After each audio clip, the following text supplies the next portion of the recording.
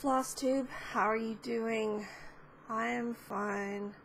Warm and headachy, but fine. I just drank a whole bunch of we call it powder around our house. It's juice, just powdered juice mix.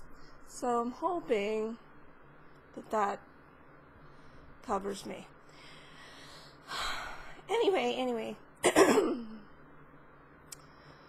it is warm in here. It's 31 Celsius outside, which is, what would that be? In the lower 80s, I think, Fahrenheit. Inside the house, I'm looking at my thermostat. It says 87 Fahrenheit. So, yeah. So it's warm. There's lots of fire going on. So even though it's so warm, the sky is not really all that sunny. It's more gray because of smoke. So I'm in the house an awful lot. More than normal. But I thought I'd hop on anyway.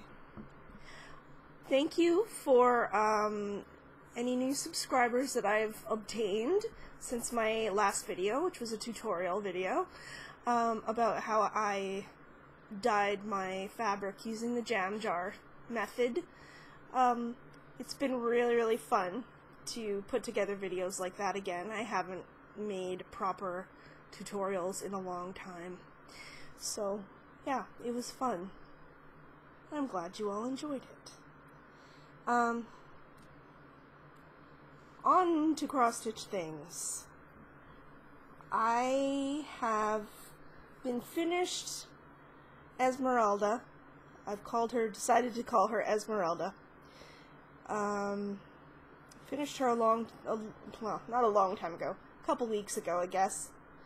And I think the last time I showed her on this channel, I didn't have the yellow accent stars and this forehead bit done. I don't think that was finished yet.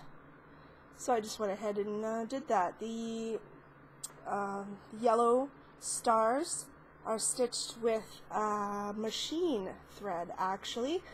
It's Sulky brand. Some of you might know what that is. It's Sulky makes a lot of sewing notions too, but I use their thread for quilting on the machine. It's really nice embroidery thread. It's rayon, aka viscose, so it's got a nice little like sheen to it, but it's very fine weight. It's doubled up. I've got it doubled up like that. I hope you can tell, so that you could actually see it, because it's a very soft yellow. But it's probably more of a 50 weight machine thread, which is finer. It's like a piecing thread, although not as fine, obviously, as a 60 weight. But I wouldn't use a 60 weight for, like, decorative stuff. 60 weight is mainly a piecing kind of weight, for me anyway. So, I still have to finish her into something. So, I found some floss that kind of coordinates with everything. It's DMC number 3726. It's like a purpley, plummy color. And I bought, it's a plank from a shop that's a local shop. It's got these two hangy thingies. Whoop. So you can hang it this way or this way. It looks like just pine. It was inexpensive. It was like $2. I got it at a local sorta dollar store. Because yeah, most things there are under $5, but not everything is $1. Anyhow, they're a great place to go. In Vernon, where I live, they are called Scattered Goods, and they have all kinds of crafty things like that, which is really handy because you don't have to go to Kelowna for the Michaels, which is the closest Michaels to here. And that's about, I don't know, half an hour drive away. So I'd rather not have to do that just to get one or two little things if I don't have to.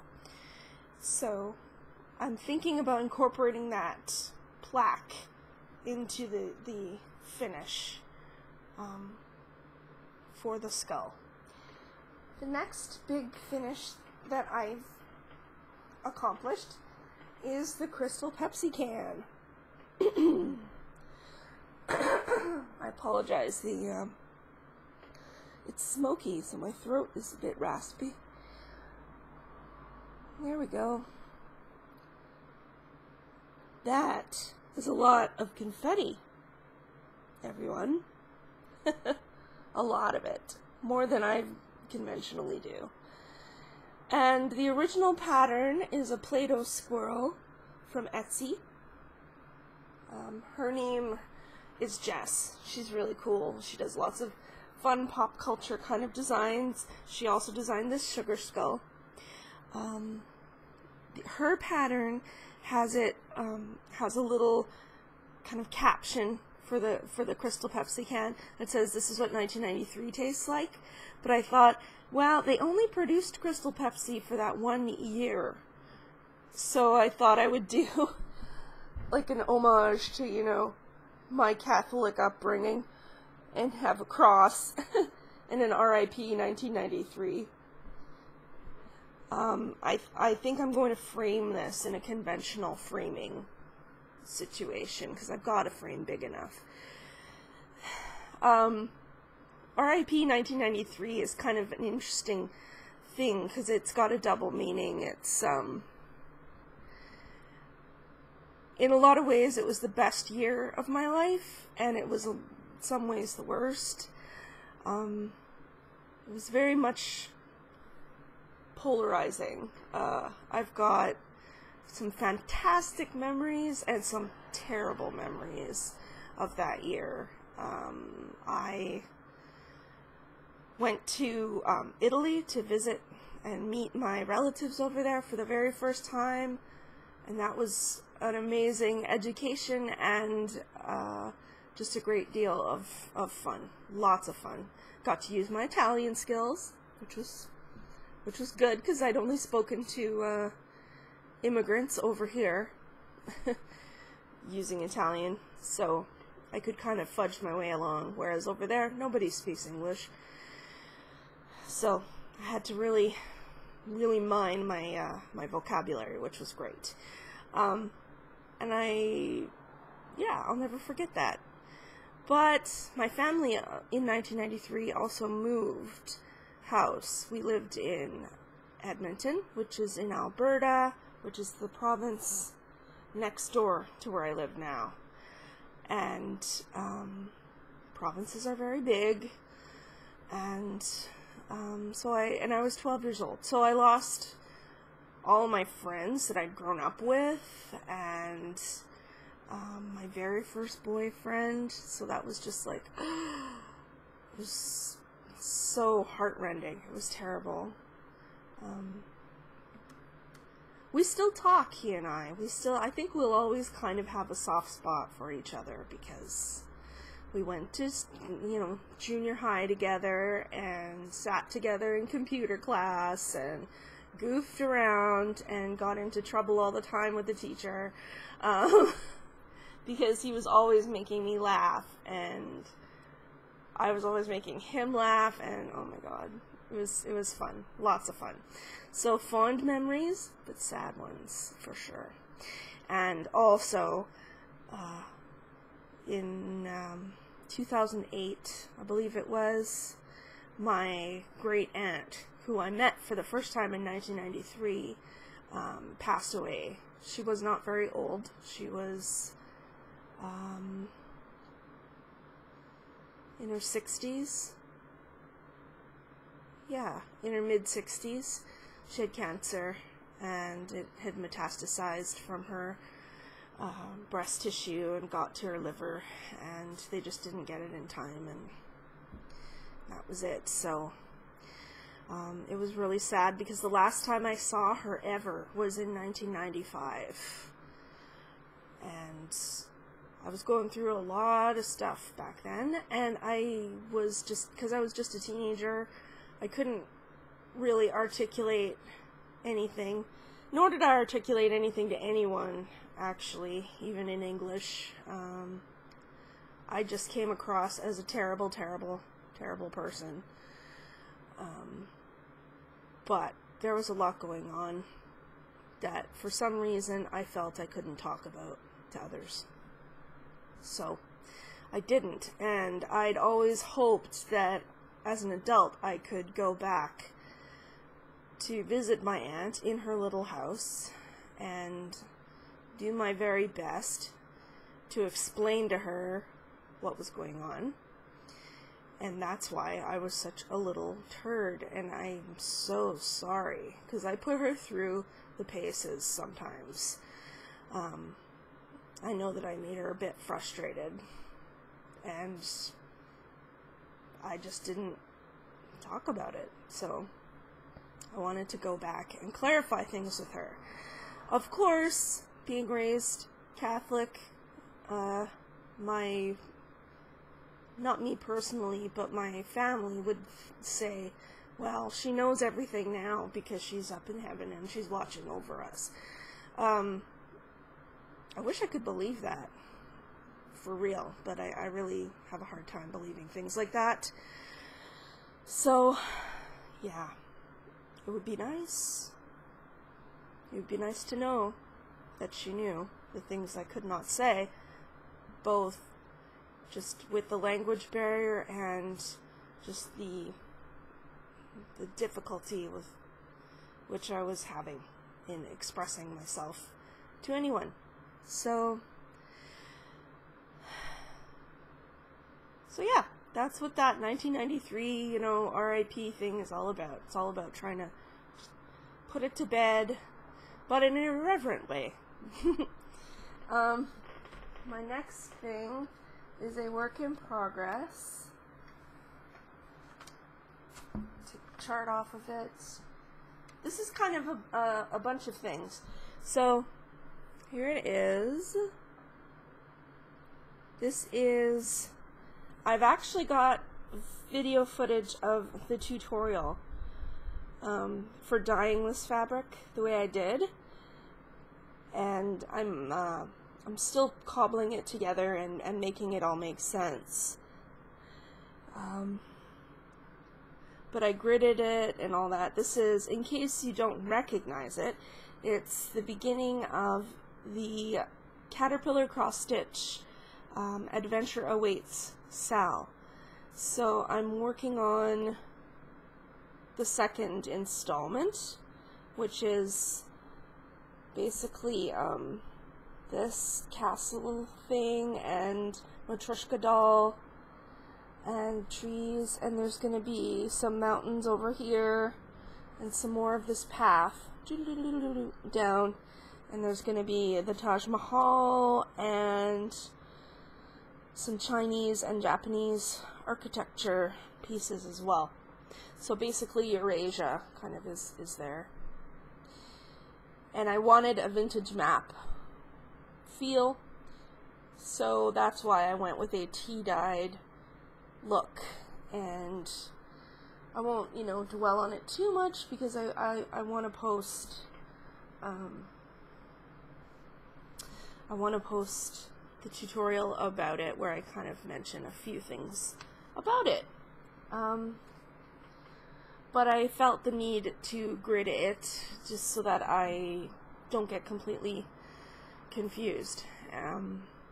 When each installment comes out, it's my very first SAL, so I've never had to kind of wait for segments of patterns to emerge, so that's why I did that. I used to do that for like everything, all the time, because I thought that I should, but I don't normally anymore as I've grown more confident with my skills. Yeah, so that piece of Ada is 14 count. It was a remnant. It's about, I guess it was about 15 inches wide by almost a meter long. So just over a yard. So it's like a long rectangle, and which was perfect for this SAL. The dimensions were appropriate. So, and it was a cream-colored Ada to start with.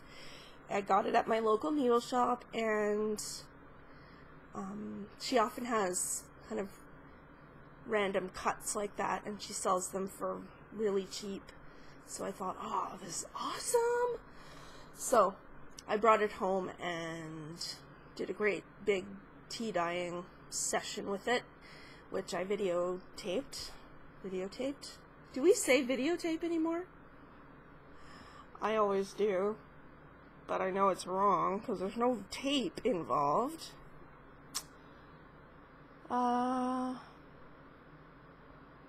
Yeah, so that's basically it for the parade of goodies.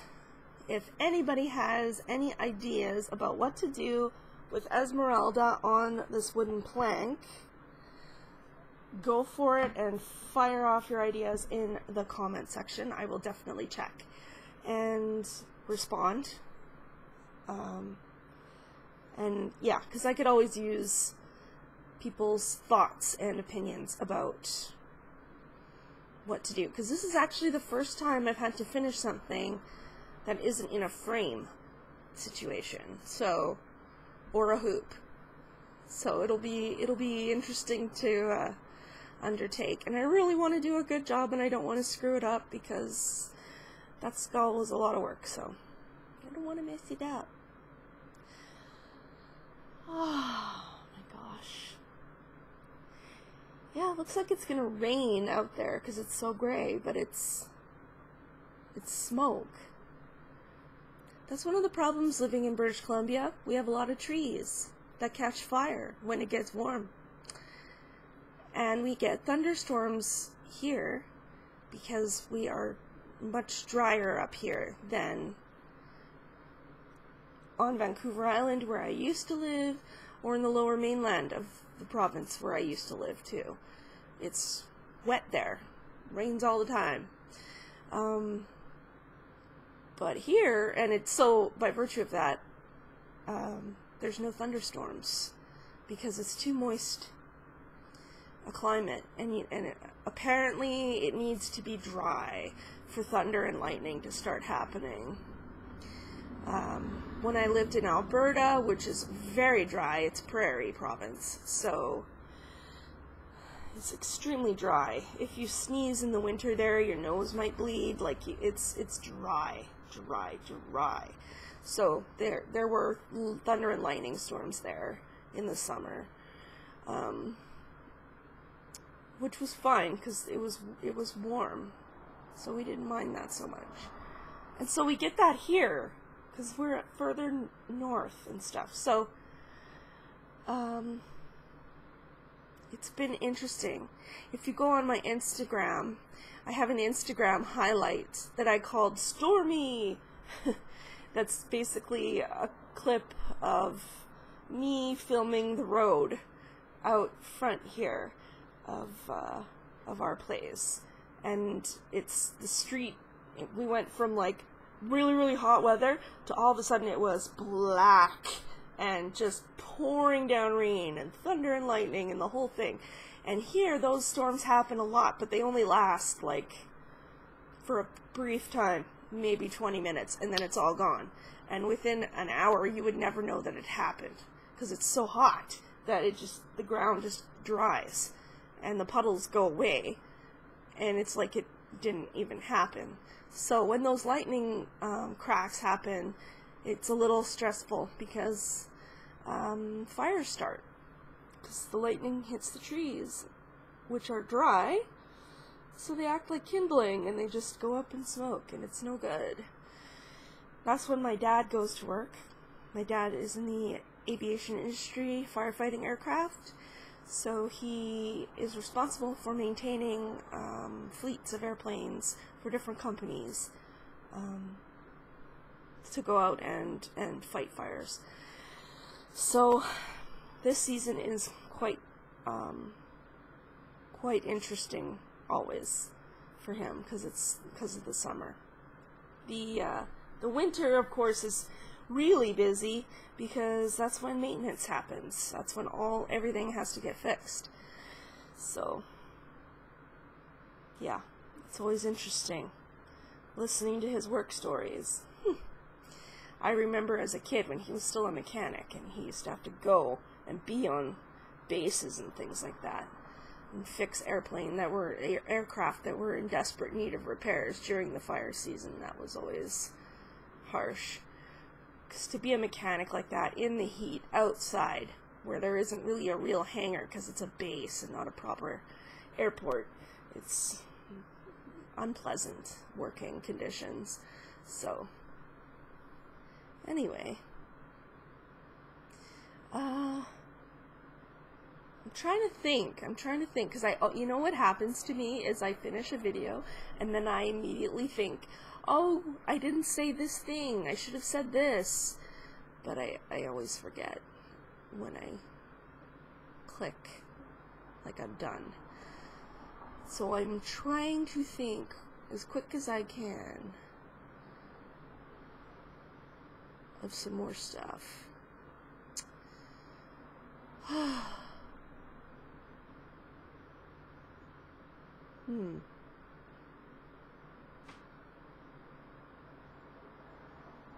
can't think of anything. Oh, here's something.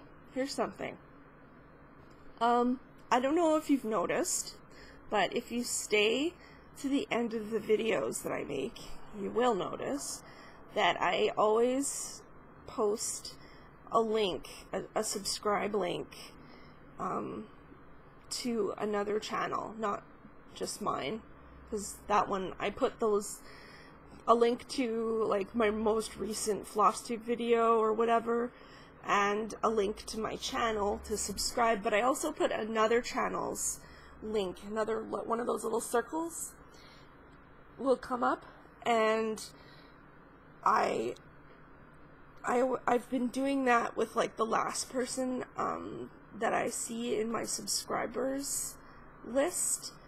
I will often pick their channel to be featured in that link situation. So if you would like to have your channel noticed or whatever,